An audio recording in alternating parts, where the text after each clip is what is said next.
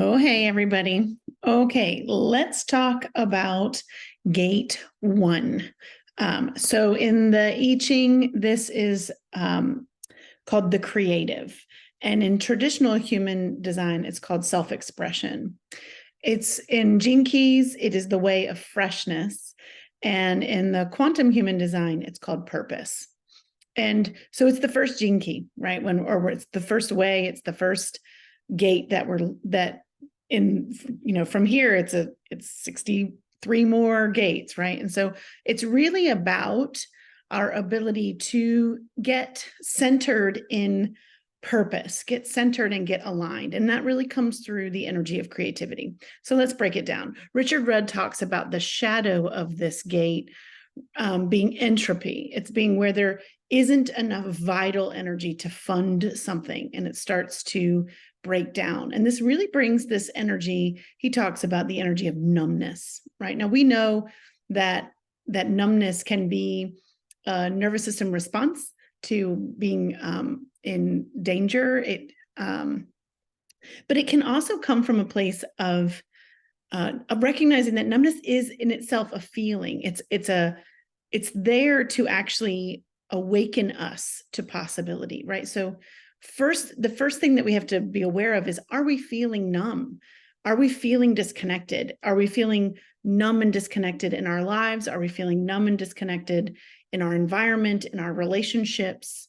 And numbness can look like busyness, right? So numbness isn't just I'm sitting around and looking depressed. It can just be moving through the world with no real heart, right? Really, the essence of this gate has to do with heart-centered living. And so we can get in places where we're just going through the motions. We're just going through the motions of life. And we've disconnected from that heart center. And that's really where numbness comes in. So it's first recognizing, like, where am I feeling numb? Where am I using distraction? I might be speeding up. Like, it doesn't look like sitting still. Sometimes numbness looks like avoidance behavior, where you might be doing things to avoid the numbness, right? So it's like people are often afraid to slow down and feel what it feels like to get still. And so we have this extra level of trying to distract ourselves. So when we're working with the shadow of this gate, it's really about, like, where am I just moving through the motions? Where am I trying to avoid how I'm feeling? Avoid the feeling of numbness, right? Because it's really uncomfortable if we really want to look at it.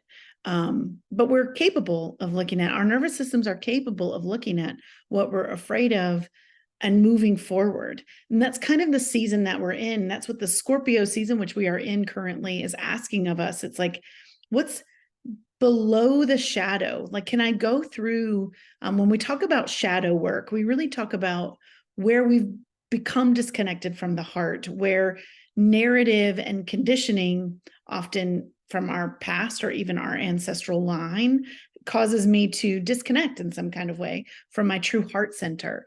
And so it's Scorpio brings us the energy to not be afraid to look at the numbness, to look at the pain, to look at where we might be wounded, and bring light to it, begin to heal it, right? And so when we dig deep into this particular gate, it's really about this force of creativity. And I talk a lot in my community and in my classes that creativity really, it's an energy that comes from, and that we can tap into. It comes from alignment with our source energy, our soul energy, right? So it's like, we have to get still.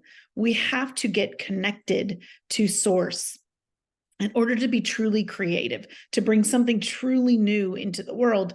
It comes from it's the something that comes from the nothing. It's the joy that rises from the numbness, right? So if we can be aware of the line between numbing out and becoming still, there's a difference of, numbing out and just staring off into space, or becoming aware that we're numbing out and then going internal, closing our eyes, putting our hands on our heart and saying, ooh, why was I just numbing out? Where did I disconnect from my true purpose, my true soul calling, my true life in here?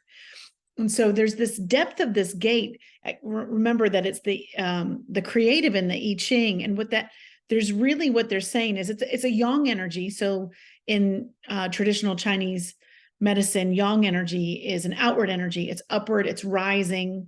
It tends to be masculine energy. It's the ability to do. And this is one of the only gates. It's the only gate that's yang. So all gates are made of a combination of yin and yang energies that are, and so this is the only one that's yang. So we're looking at a fully yang energy, this ability to bring something fresh, to bring something new, to align with life purpose, and to bring it into the world. That requires that we rise out of the stillness of alignment that comes from water. And it's like the fire that rises, the desire that rises to become who we're meant to be. And then it goes into, we would look at that as wood energy, this yang energy of rising into our purpose.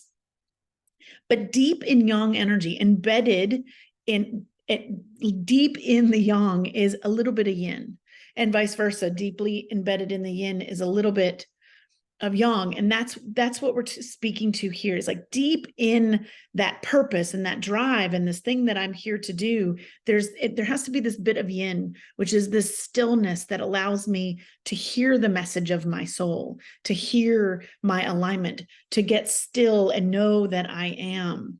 And so this is that gate that says creativity comes from this place of stillness and peace.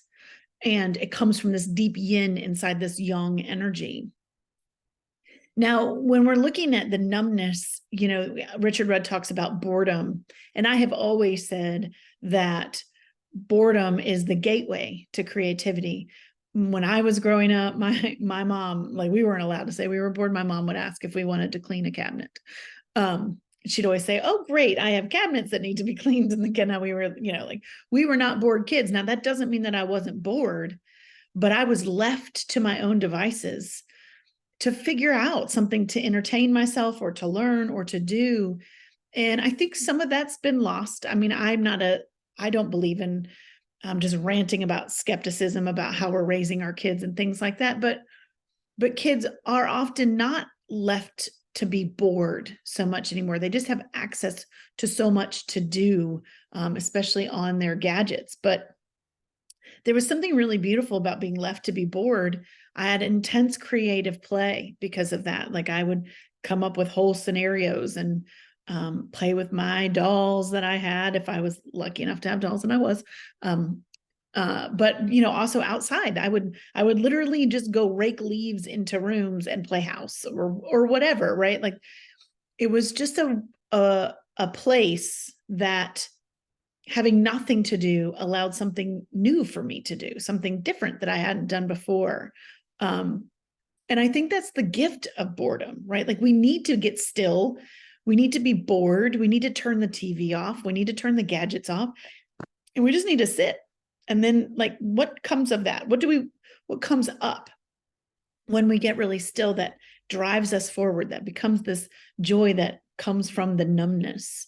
And so that's really what this gate is asking us on some levels, is to really align with creativity, to allow the boredom to make the space necessary for us to get still and allow something fresh and new. So this is the way of freshness in the Gene Keys. So, and it's really about the pioneer, the something from nothing that comes between the beautiful relationship between water and wood and fire. And so this desire to bring something new into the world. And it's the place where, when we get really still, as we move through the evolutions of how people have perceived this gate, and we get all the way to the quantum human design, which Karen Curry Parker talks about this being the gate of purpose. It's the ability to get still enough to get heart-centered. It's a heart, or it's a identity center, a G center gate. It's like, when I am in my G center, who am I here to be? What is my life purpose? And how can I use that as my guiding way through my life? And it requires that we do, and then we be. Amit Goswami, who is a physicist and has taught many of the classes and has been involved in quantum human design, which is where I have been going to school for my master's and my doctorate, talks a lot about do, be, do, be, do. There's this time where we do, and this time where we be, and this time where we do, and this time where we be. And that's that yin and yang energy of like, yang energy is the ability to do, but then we must get still and make sure we're in alignment, make sure that we're not just running around in a way of trying to find our life purpose, or frantically searching, or anxiety ridden, being, just trying to avoid the numbness, right? So that's what this gate asks us to come back to again and again and again, is like, I've done, and then I get still, and am I still in alignment? And what's next from alignment and not from my mind? What am I here to do? And how does that come from my heart and not my mind? So when that all comes into alignment, it really allows us to let go of our, again, we're going beneath the story that we've told ourselves, the story of my busyness, the story of my purpose, the story of my conditioning. This is a gate, and this is a time that is for us to look at our core beliefs.